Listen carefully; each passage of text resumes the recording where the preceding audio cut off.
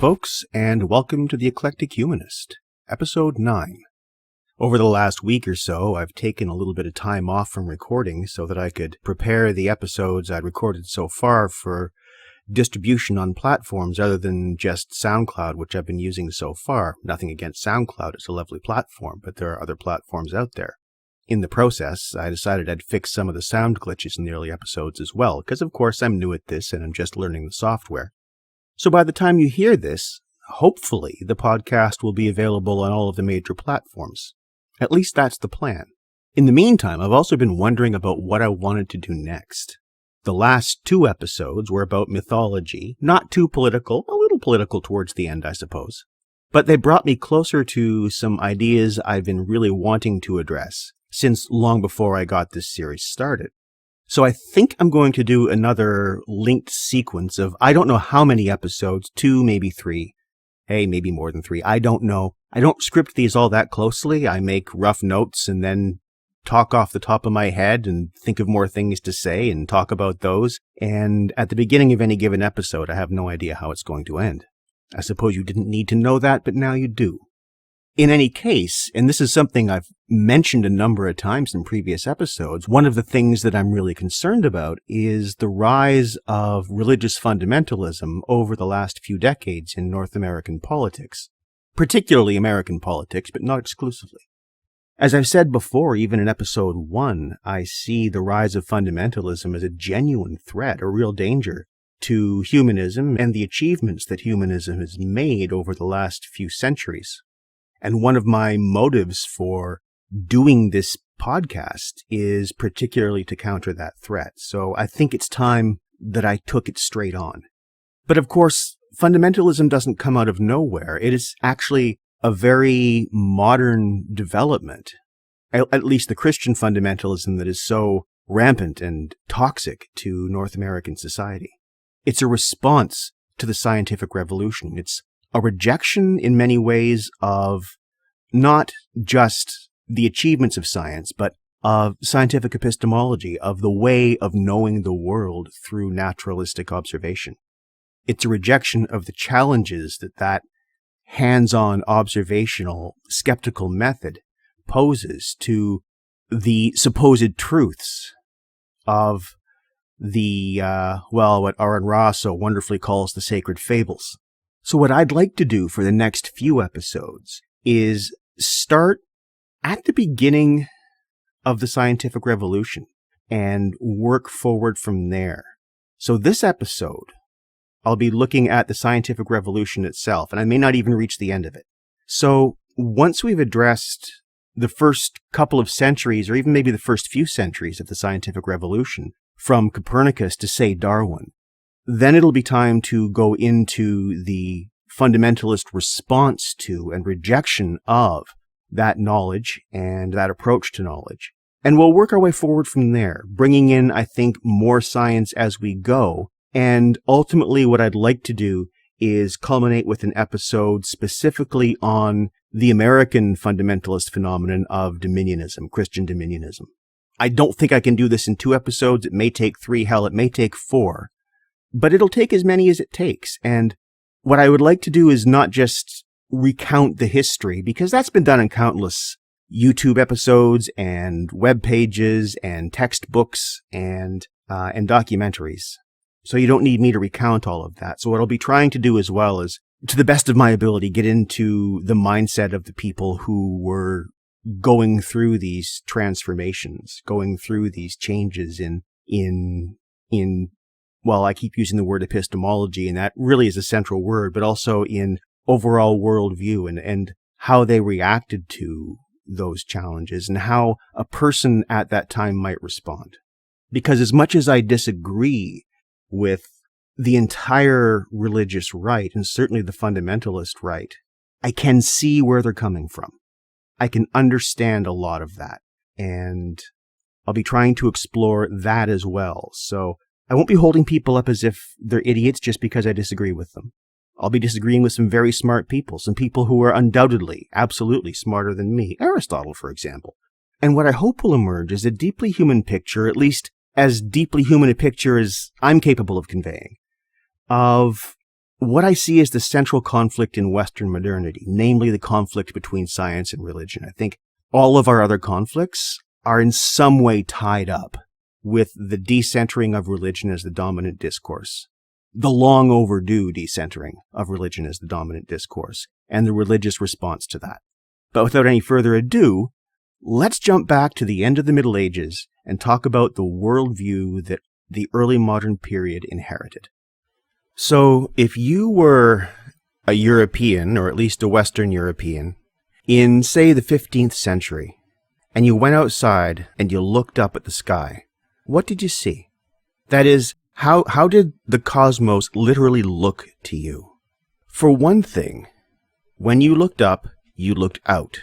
You were in the middle, and you were looking out at things that were progressively farther and farther away.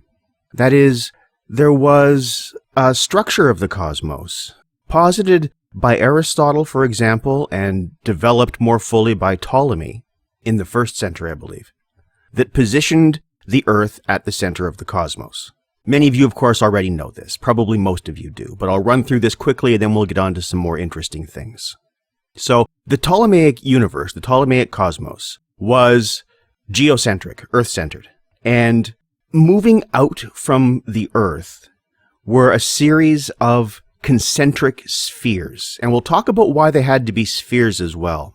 The spheres were associated with particular planets. Now, the word planet didn't mean the same thing now, or the words for what we call planet didn't mean the same thing now as what we mean. A planet for us is a body above a certain size orbiting a star. That is our definition of what a planet is. A planet for the pre-modern world was a wanderer in the sky. That is, not a star, because the stars followed fixed patterns, at least according to naked eye observation over the course of a single human lifetime they did.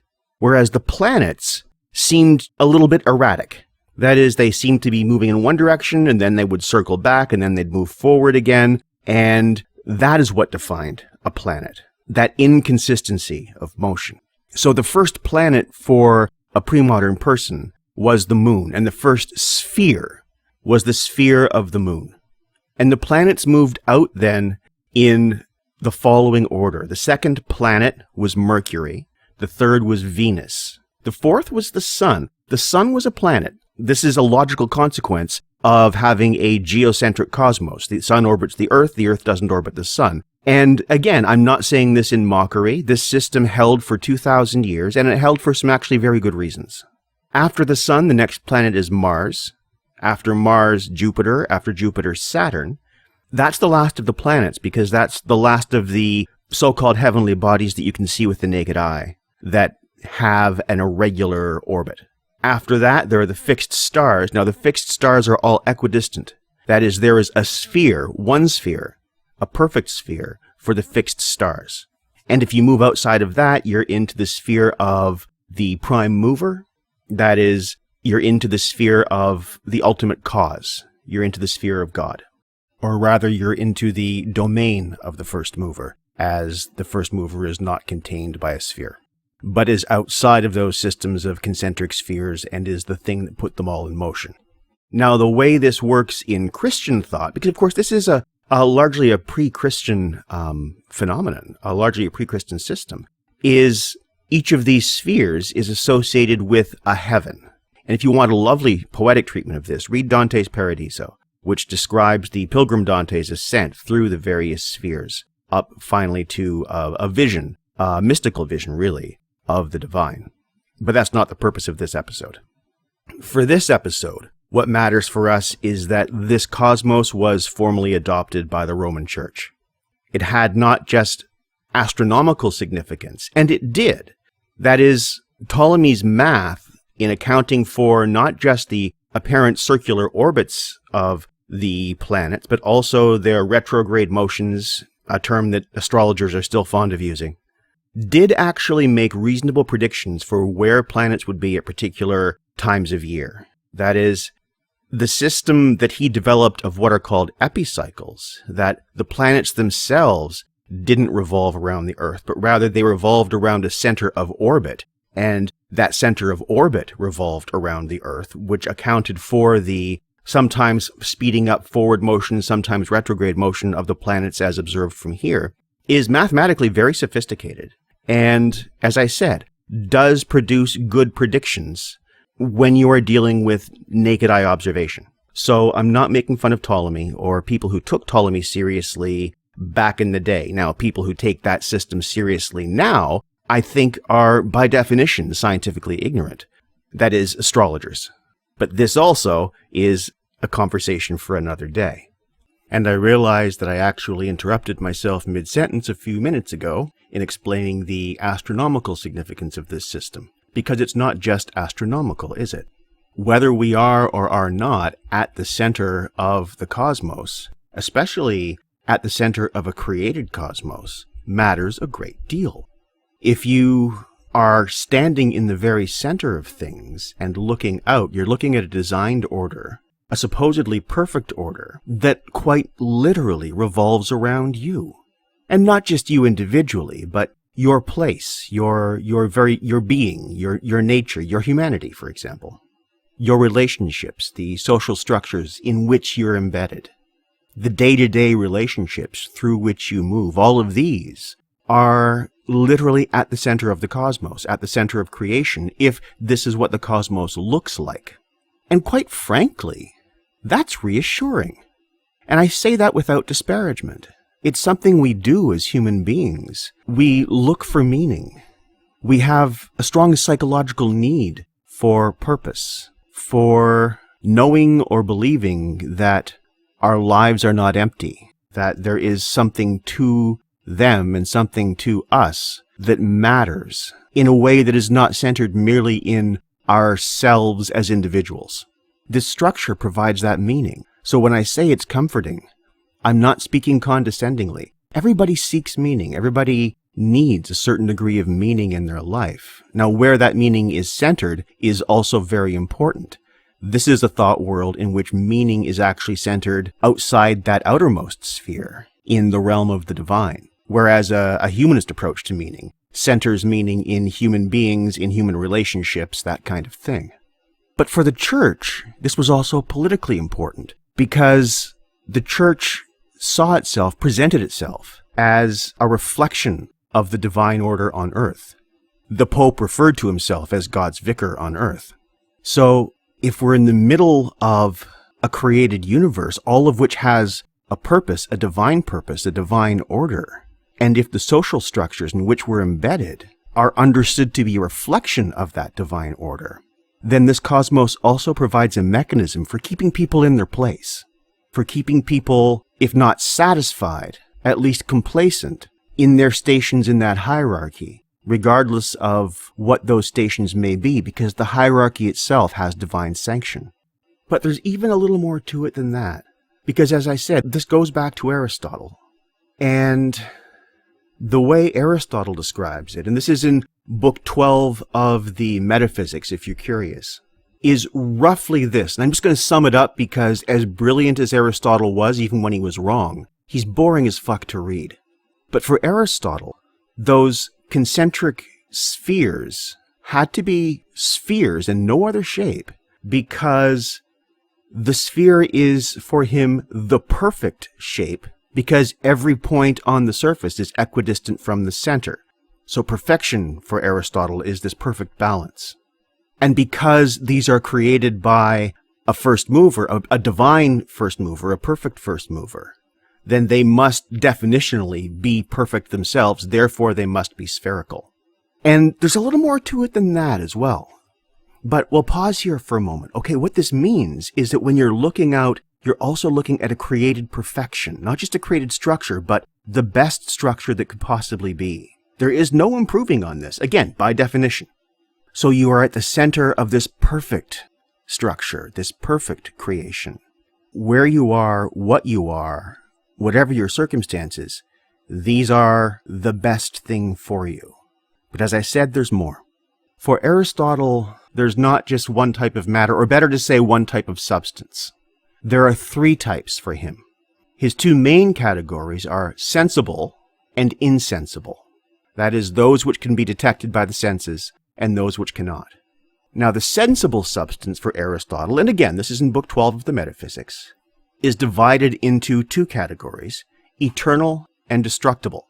We'll start with the destructible. The destructible substance, the destructible matter, if you wish, he describes as being sublunary. It's the matter of which things below the sphere of the moon, that is, things of the earth, are made. It's mutable. It's in many ways transient. It's impermanent. Whereas the eternal substance, the eternal matter, is superlunary. And this, by the way, explains why the moon, and only the moon, by naked eye observation, has perceived flaws, craters, irregularities. You look at Venus, you look at Mercury, you look at Mars, Jupiter, etc., the sun. With the naked eye, these look like they're undifferentiated. So the stuff of which the earth is made is a different kind of stuff than anything further away than the moon. That is, only things below the moon, only sublunary things, are subject to change. Everything above that is eternal, immutable. And then, of course, he has what he calls the insensible or unmoved substance. These are the mathematical objects. For example, the Pythagorean solids, of which the sphere is one and, to Aristotle's thinking, the most perfect. Hold on to that one. It becomes very important a little later on. Now, though, we need to look at how knowing was done. What are the authorities to which a late medieval person and an early modern person could appeal? Well, think about how we know things now. What are our highest authorities? Just get that in your mind. And now I'll run down a sort of a hierarchy of late medieval proofs, late medieval authorities. The highest authority is the Bible. That is, if it's in the Bible, it's true. Period. That's it. That is the highest authority. Anything that contradicts the Bible is wrong. Lower than the Bible, next tier down, is Aristotle. The reason for this is that the scholastic philosophers, particularly Thomas Aquinas, were able to synthesize Aristotelian philosophy with Christian theology. This is called the medieval synthesis, and it's one of the most important intellectual developments in Western history. But this is the reason why, of all of the classical philosophers, Aristotle takes pride of place. So the Bible is your highest authority. If it's there, if you can root something in the Bible, it's solid.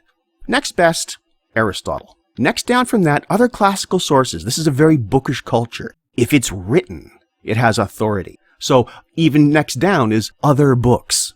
And this makes sense because Christianity is a religion of a book. That is, the book has power, and that bookishness of the religion itself infuses the thinking of the culture in which that book is the highest authority. This makes sense. I'm not saying this in any disparaging way. It really does make sense.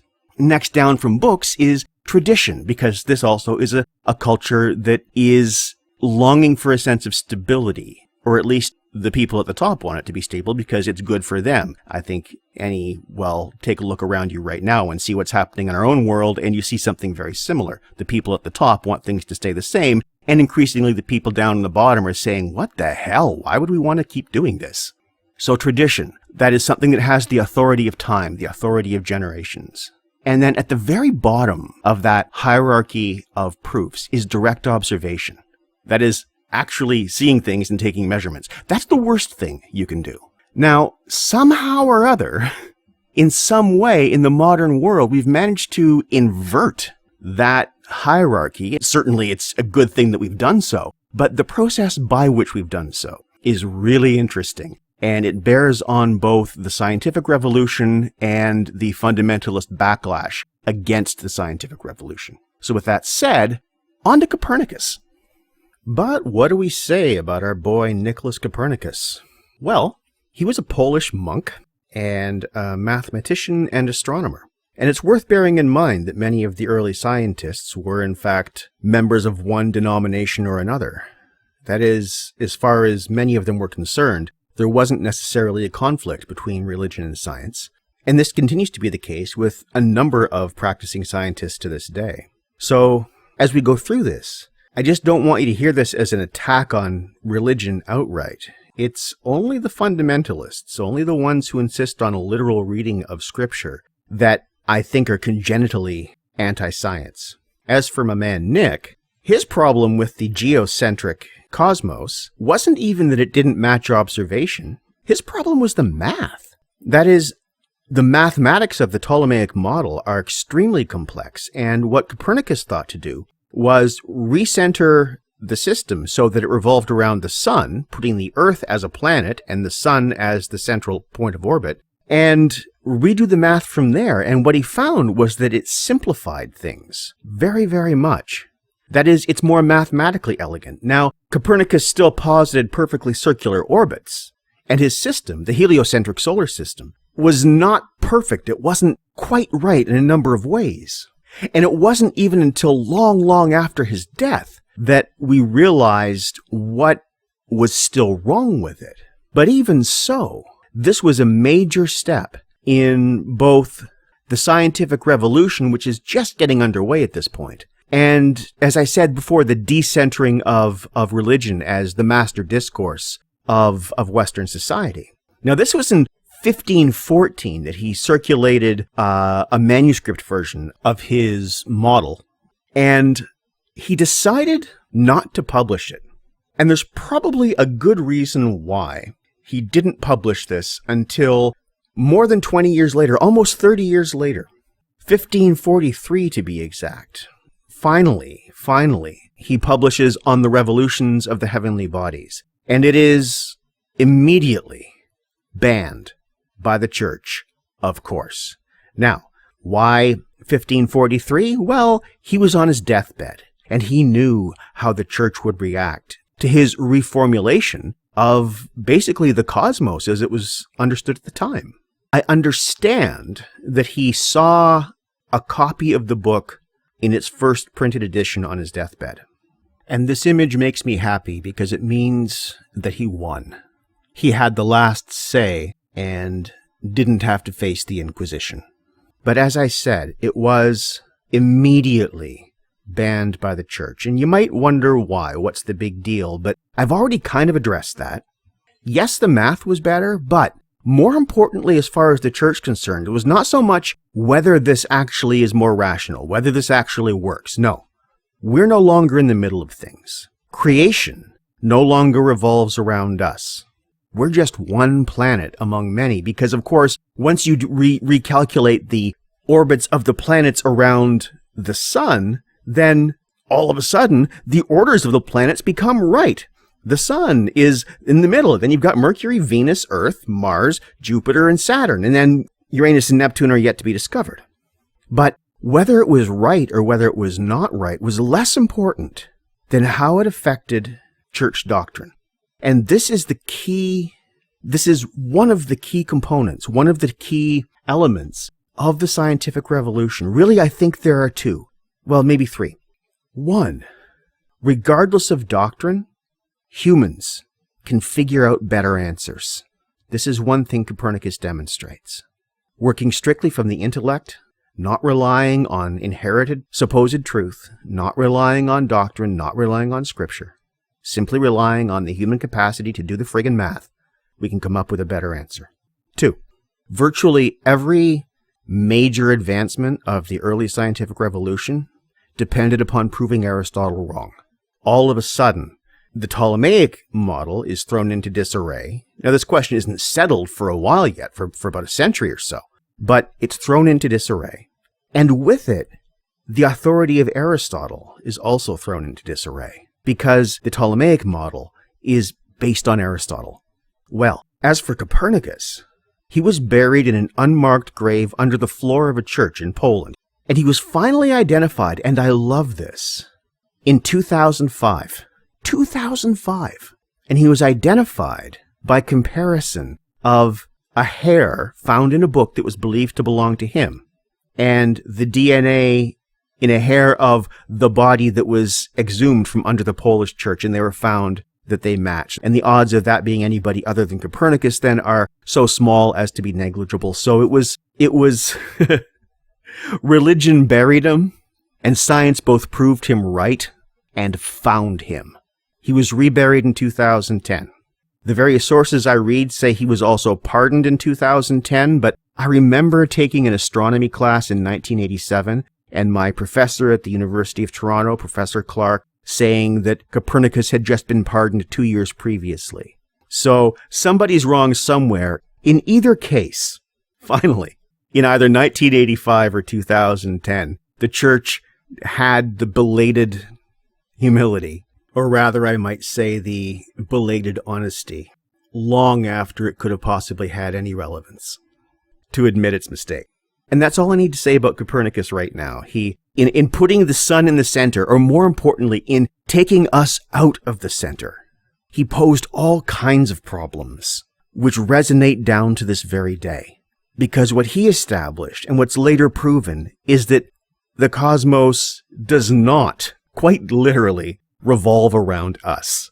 And on that note, I'm going to skip ahead now to the end of the 16th and the very, very beginning of the 17th century, and talk about one of my great personal heroes, the Italian monk Giordano Bruno. But what do we say about Bruno? Well, like other forward-thinking people of the day, he espoused the Copernican model of the solar system. This already put him on the outs with church authorities. But he went further than that. Bruno was an avid reader of Lucretius. And Lucretius, whose work on the nature of things had resurfaced pretty much at the dawn of the modern period in the early 15th century, after having been effectively suppressed by the church, provides the best record we have of Epicurean philosophy. He's writing in the 1st century BC, and he's presenting in Latin poetry the work of not just Epicurus, but also of the so-called pre-Socratic philosophers who influenced Epicurus. And he argues very much against Aristotle. Of course, I will be devoting future episodes to Lucretius. For our purposes today, it's enough just to bear in mind that, for one thing, he proposed a cosmos composed of nothing but atoms and void, that is, atoms moving through empty space, and attributes all natural phenomena to the interactions of those atoms in that space. That is, he proposes, or rather transmits, Democritus's atomic theory of matter. But more importantly, he proposes an infinite cosmos. As he says, the only 3 things that are infinite are space, atoms, and the cosmos itself. So he proposes an infinite cosmos characterized by infinite space and an infinite quantity of atoms. And not only that, he recognizes that the sun is a star, and therefore that the other stars are also other suns, and probably have planets revolving around them, and quite probably also have life on those planets. Intelligent life in many cases. He proposes an infinite cosmos populated by other thinking beings. Bruno adopts this position, and he publishes it in a work called On the Infinite, the Universe, and the World, which I'm actually reading right now, so I'll probably have more to say about Bruno in a future episode too. It's a collection of 4 dialogues where he lays out this argument. Well, if the church had a problem with Copernicus, you know they had a bigger problem with Bruno. And it's what happens to Bruno that maybe gives us some insight into the wisdom of Copernicus not publishing his work until he was on his deathbed. Recognizing that his work was going to get him into trouble with the church, Bruno left town. He left Rome and spent quite a few years touring Europe and speaking at universities around Europe. And this is where he did the bulk of his writing and publishing. Actually, he spent a long time in England, at first lecturing at Cambridge and Oxford universities, and then latterly becoming part of the intellectual circles in Elizabeth I's court. But ultimately, he did return to Rome in 1591, I believe, and in 1592 was denounced for heresy by a student to the Inquisition. He was, of course, subsequently thrown into prison and tortured and held in prison for 7 years, I believe, and refused to recant. Ultimately, for his heretical positions and his refusal to recant, he was burned at the stake on February 17th, 1600. And I do actually celebrate Giordano Bruno Day on February 17th. Make it a thing. Bruno was a martyr to science. And the church authorities were so scared by the ideas that Bruno had the audacity to propose and to stand by, that when he was burned, naked for added humiliation, they clamped a wooden vice, or actually think they might have actually drilled a wooden vice through his tongue. In any case, there was a vice on his tongue and he was muted, depriving him of the dignity of last words, which is something that burning victims were customarily given, because they didn't want people to even hear what Bruno might have to say. Now, as sort of a coda to that, in 2000, Pope John Paul II refused to pardon Giordano Bruno, claiming even at that time that his work deviated too far from church teaching, too far from church doctrine. That is, Bruno's position of an infinite cosmos, which is certainly not contradicted by the best observations we have right now. We don't know whether the cosmos is infinite or not, but certainly the option is on the table. But even in 2000, even at the dawn of the 21st century, Bruno's ideas are too radical for the Roman Church. And as I said, he is, and probably for the rest of my life will remain, one of my great heroes. For now, though, it's time to skip ahead from 1600, just a few years, to 1609. But what's the big deal about 1609? Actually, that was a big year for the human understanding of the cosmos. For one, Danish astronomer Johannes Kepler, after spending, or really honestly wasting, about 20 years trying to make the orbits of the planets fit various patterns of nested Pythagorean solids, finally threw that model away and calculated what the orbits of the planets looked like, given the best observations available at the time. Now, he'd worked for a long time with Tycho Brahe, who was certainly the best observational scientist of his generation, so Kepler had access to the best data that humans had actually produced so far. And of the three laws of planetary motion that Kepler developed, the first two he developed in 1609. The first, and this is, I think, significant not just in terms of the actual understanding of the solar system, but also in terms of further dethroning that Aristotelian model to which the church still clung, was that planetary orbits are not circular, they are elliptical, with the sun, or rather, more properly speaking, with the center of orbit, which actually does occur in the sun, being centered on one of the two foci of the ellipse. Why is this a big deal? It's a big deal because a circular orbit is what you would trace on a sphere, which Aristotle posited as the perfect shape, and therefore necessarily the shape of each of the concentric layers that made up the cosmos as he saw it. An ellipse is not perfect. So we're further and further away from that nice, neat system that goes back to Aristotle, and again, that the church still clings to for theological reasons, the necessity of God being perfect, for example, and that perfection being reflected in the creation. So, theologically, that's probably the most important of the three laws of planetary motion. The second law is also really interesting, and that is that the planets don't move at a consistent speed, but the difference in their speed is perfectly predictable mathematically. They move faster the closer they get to the sun, to the center of orbit, and slower the further they get away, in such a way that in the same given amount of time, they will always sweep out an arc that, if traced back to the center of orbit, covers the exact same area. That is, and I've usually used visual aids to explain this, but in a podcast, visual aids are rather difficult to come by. If you take, say, 1 week exactly of the planet moving through its orbit at its closest point to the sun, that is when it's moving fastest, and if you take 1 week exactly of the planet at the farthest point away from the sun, but also trace the ends of that arc that it traces out in 1 week back to the center of orbit, you're going to end up on the one hand with a wider, shorter, sort of like a triangle, but with an arc for one side.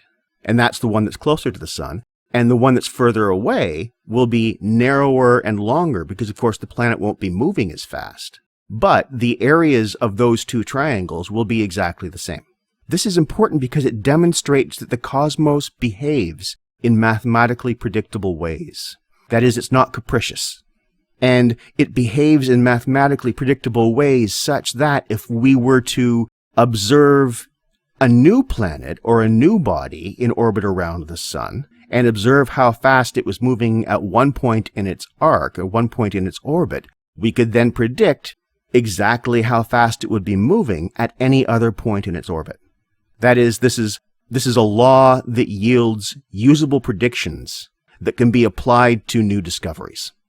But 1609 isn't all about Kepler, because there's also a guy you may have heard of, Galileo Galilei, who made some improvements, significant improvements, to the telescope, and in 1609 began his systematic observation of the night sky. And it was Galileo's observation of the night sky, the results of which he published in 1632, that popularized the Copernican model and demonstrated, using Kepler's math, that the universe is subject to mathematical laws. That is, everything he observed moved in mathematically predictable ways. There was nothing capricious about it, and therefore didn't appear to need any divine hand, any angelic guidance to keep things moving on track. But there's more, because there's always more. Looking at the moon with a telescope, Galileo was the first person to see mountains there. I sometimes think when I look up at the moon with my naked eye and my no longer 20/20 vision, how it must have felt to look up at this thing that for the entire history of human knowledge as far as he understood it, had been seen as a perfect sphere, smooth, blemished on the side facing us, but smooth, and find mountains there. So much for a perfect sphere. Again, Aristotle had a very rough 17th century, because this also further demonstrated that these notions of abstract perfection based on just pure ratiocination have no friggin' place when you're dealing with reality. The cosmos is messy, and Galileo, more than anybody else in the early scientific age, really opened up that messiness of it for study, for understanding, and set us free from the tyranny of abstractions, the tyranny of imagined perfections, and took us several big steps closer to being able to approach and understand the cosmos as it actually is. But he didn't just discover the mountains on the moon. He also was the first person to see the phases of Venus. That is, if you look at Venus as it tracks its orbit around the sun, it goes through phases as well, similar to the phases of the moon. You can't see these with the naked eye. So up until Galileo, it was possible to imagine a perfect sphere, a perfectly spherical planet going around this perfectly circular orbit, or at least when you take its epicycle into account. But Venus has phases.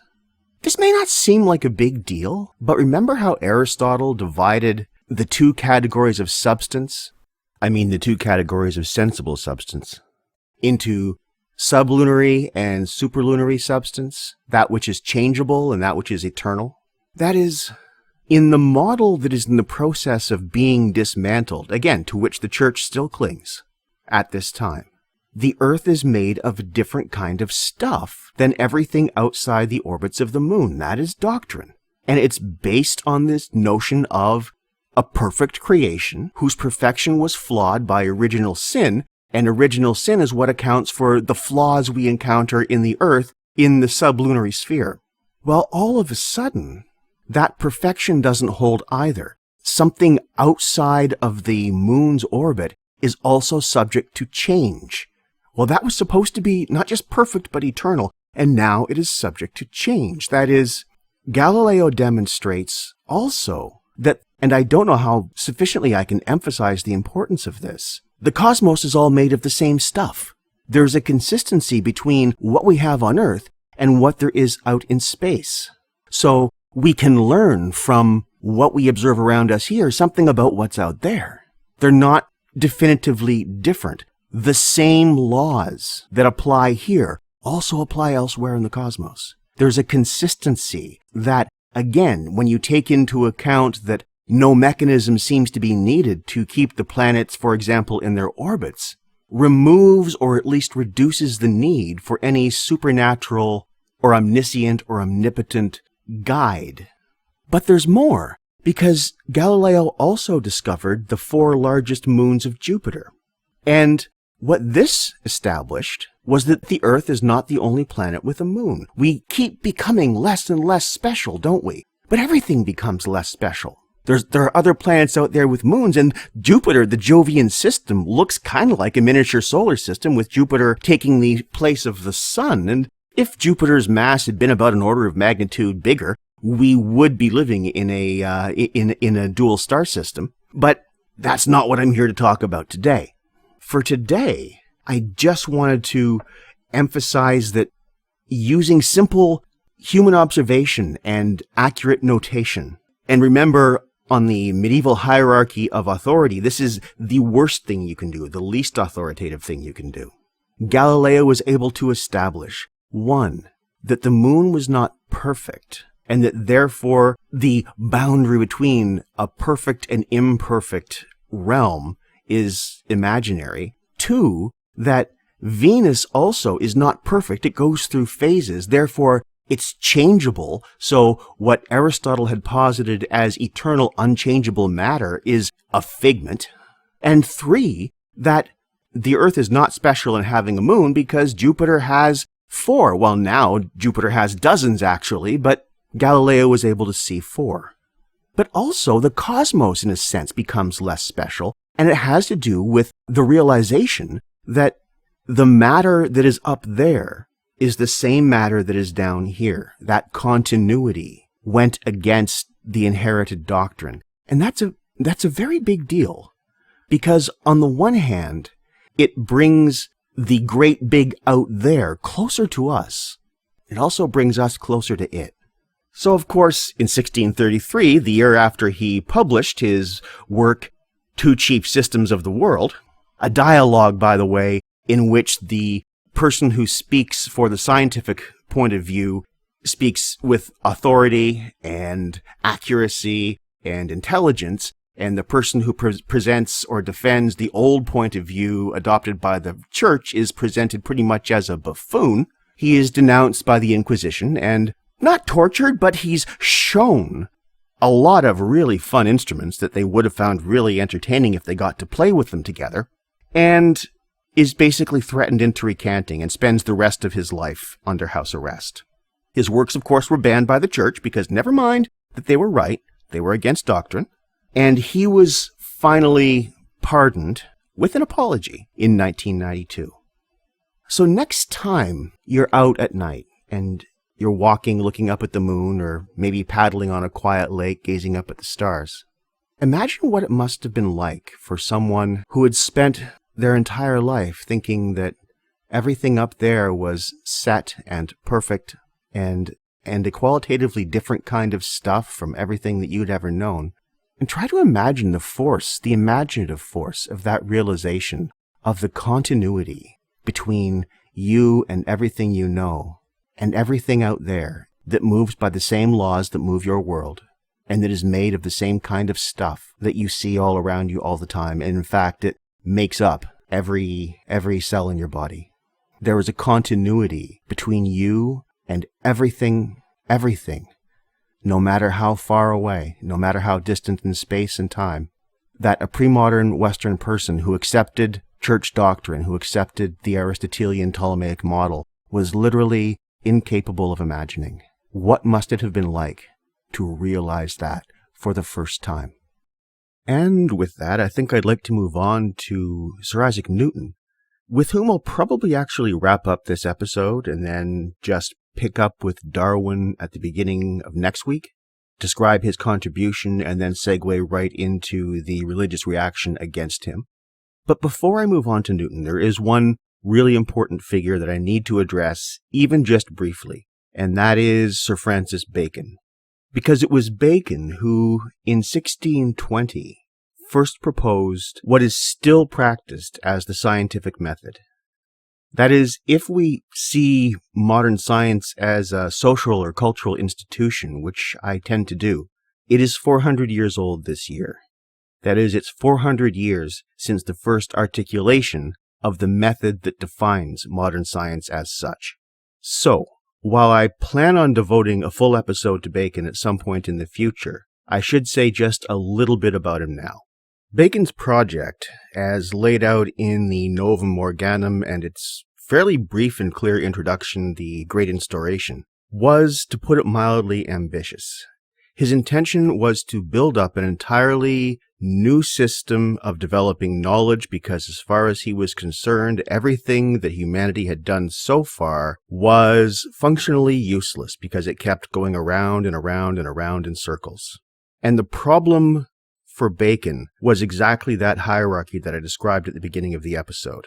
That empirical observation, that observation of data, that observation of actual phenomena carried less authority in arguments about what was or was not true than did pronouncements from authoritative books, or than did abstract arguments that may or may not be founded on some kind of observed reality. So what he proposed instead was, as he says, starting again from the very beginning, observing and reasoning inductively rather than deductively. That is, reasoning from examples, from evidence, from observation to conclusions, rather than starting with major and minor premises and reasoning downward from those to specific conclusions.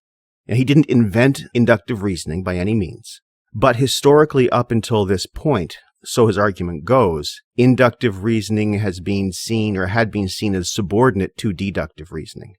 And his intention is simply to reverse that subordination. And his method has been genuinely revolutionary. If we take a look at the accumulated knowledge that humanity had amassed by 1620, and everything that we have achieved in both understanding and control of the natural world since that time, it's indisputable that this method works better than anything that had been tried previously. One word that Bacon often uses to argue against is fables. The idea of any kind of narrative, the idea of any kind of inherited authority being more persuasive than what you can actually observe is to him absurd, and I wholeheartedly agree. So the scientific method as laid out by Bacon, and again, I will elaborate on this at length in a future episode, before too long, I think, is simply to on the one hand, base all arguments on observation, but also on the other hand, take the individual out of the observation, that is, depersonalize it as much as possible, so as to control for what we now call subjective bias. What you do, and this is basically the steps of modern science, you take observations, you take accurate observations, and you document them. Then you propose a hypothesis to explain your observations. The hypothesis has to be falsifiable. That is, there has to be a mechanism built into the hypothesis by which it can be proven wrong. This is very important. This leaves out any kind of myth-based explanation, such as, oh, I don't know, God did it, and leaves you having to wrestle with things that you can actually prove. And then what you try to do, once you've formulated your falsifiable hypothesis, is that you do everything you can to falsify it. That is, you try to prove yourself wrong. This is counterintuitive, but that's how it works. And if your hypothesis is proven wrong, no matter how much you like it, no matter how attached you are to it emotionally, you let it go. You either discard it completely or you modify it. And if you're modifying it, then you try to falsify it again. The mechanism by which this falsification proceeds is the experiment, whose steps need to be written down such that anybody else can actually follow them. That is, nothing here is left to the individual. Anybody reading your instructions to your experiment should be able to repeat it. That is, repeatability is necessary. And during the experiment, you do everything you can to control for anything other than the thing that you are actually testing. That is, you pose the question in as unnatural a manner as possible so that you can isolate the specific phenomenon that you're testing and the specific hypothesis that you're applying to it, so as to eliminate distractions, to eliminate your conclusions being polluted by extraneous input. If your hypothesis is not falsified, then you can't assume that it's right. All it is provisionally true. That is, it's not falsified, but it is consistent with the evidence. And scientists often use the term consistent with the evidence. And what they mean by that is that the hypothesis has not been falsified. But to be useful, a hypothesis also needs to yield predictions. That is, it needs to form the basis for future questions that couldn't really be asked without it. So the generation of knowledge in the scientific method is progressive. And Bacon is very clear in his writing that he will never live to see the end of the method because the method is completely open-ended. There is so much more ignorance than knowledge in the world. And the scientific method is a remedy for that ignorance. But the knowledge it generates is itself always only ever provisional. So the scientific method spells the end to absolute truth claims. What the scientific method also assumes, as described by Bacon, is that these results will be made public. There's no secret knowledge. There's no sacred knowledge. You make your results public so your peers can critique it. So after you've tried to falsify your hypothesis and you haven't been able to and you've made it public, then you go through a process of what's called peer review. Yes, peer review goes back to Bacon. And your peers try to falsify it. And whether they do or whether they don't, something is learned. That's great, and knowledge continues. So this is a perpetual building of knowledge. In fact, Bacon describes the scientific method as a machine whose output is knowledge. It's an intellectual machine, a social machine for generating knowledge. That is its purpose. And that is, in short, Francis Bacon's contribution to the world, which is one of the most significant contributions that anybody has ever made. Now, on that, I am going to move on to Sir Isaac Newton and then wrap up the episode. But it wouldn't have been right to address the scientific revolution without giving some account of Sir Francis Bacon's contribution. As for Isaac Newton himself, arguably one of the most brilliant individuals to ever have lived, his work is both building on the work of previous scientists, such as Kepler and Galileo and others, and taking a number of sciences further than they had ever gone. We'll start with him in 1667. This is when he constructs the first reflecting telescope, which allows for the collection of much more light because the stock of a reflecting telescope is much shorter than the stock of a non-reflecting telescope, which means you can put a wider lens on the front and have a stabler structure all told. And with this, he begins his own systematic observations of the cosmos, using equipment that Galileo would have drooled over, I'm sure. And 20 years later, he publishes his great work, Mathematica Principia. Now, the Mathematica Principia is, and I'm not exaggerating, the foundation of what we call classical physics. This is where he explains the theory of gravity. And he explains it with such accurate mathematical precision that in many contexts, his equations, his math is still in use. And it was his explanation of gravity that held sway until, and again, this is with superior observational capacity, Einstein explained the irregularities in Mercury's orbit. But here I'm getting ahead of myself. Now, it's also Newton who first discovered the various bands of color that are components of the visual spectrum. That is, he did a lot of work with prisms, with optics, which themselves are essential for, among other things, the study of the compositions of stars. And just for shits and giggles, I suppose, actually this was because he needed it for explaining gravity, he invented differential calculus.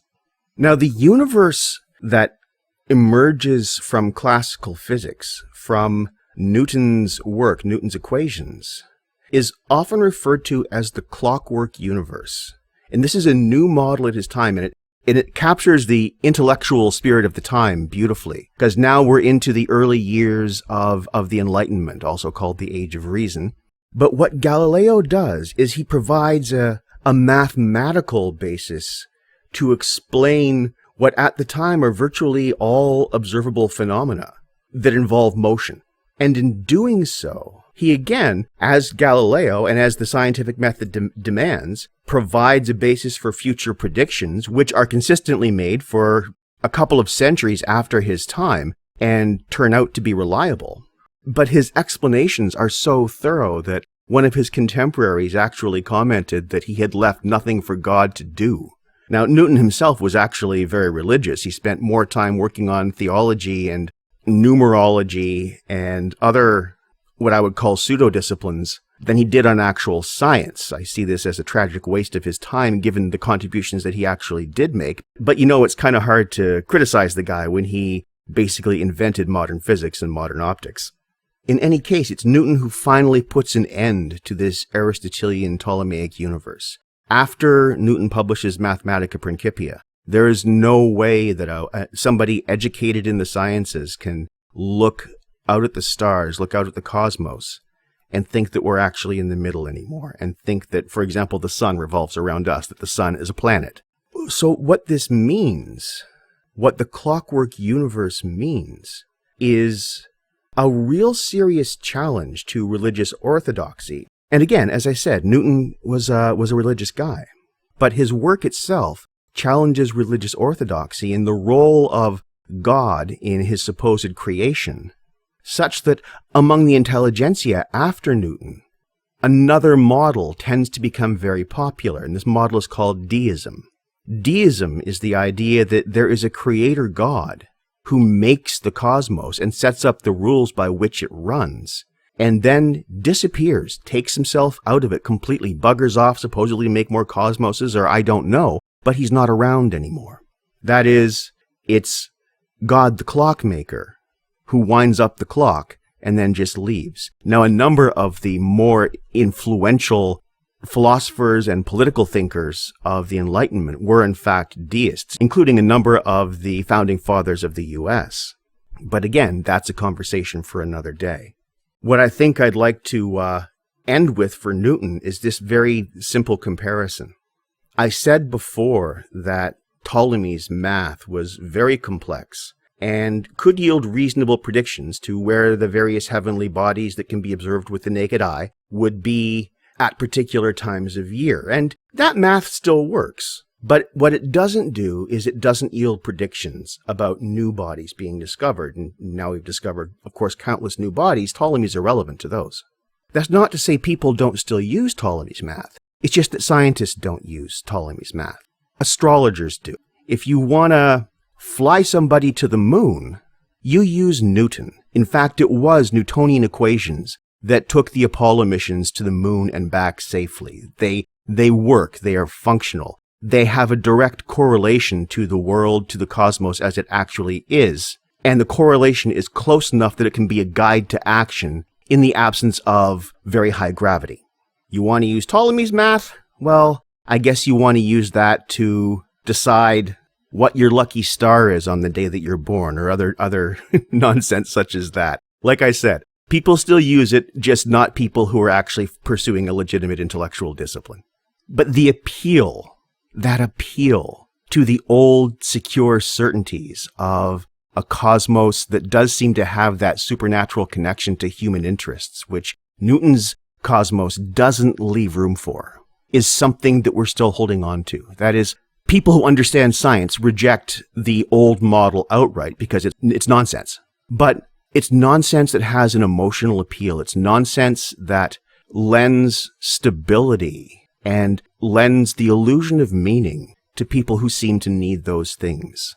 And it's on that question of meaning that I think I would like to leave off for today, because that's kind of what we've seen throughout the course of today's episode. It's been the story of the ultimate displacement of the Aristotelian Ptolemaic model, going from a mandatory model, that is, you reject it and your works are banned, Copernicus, Bruno, Galileo.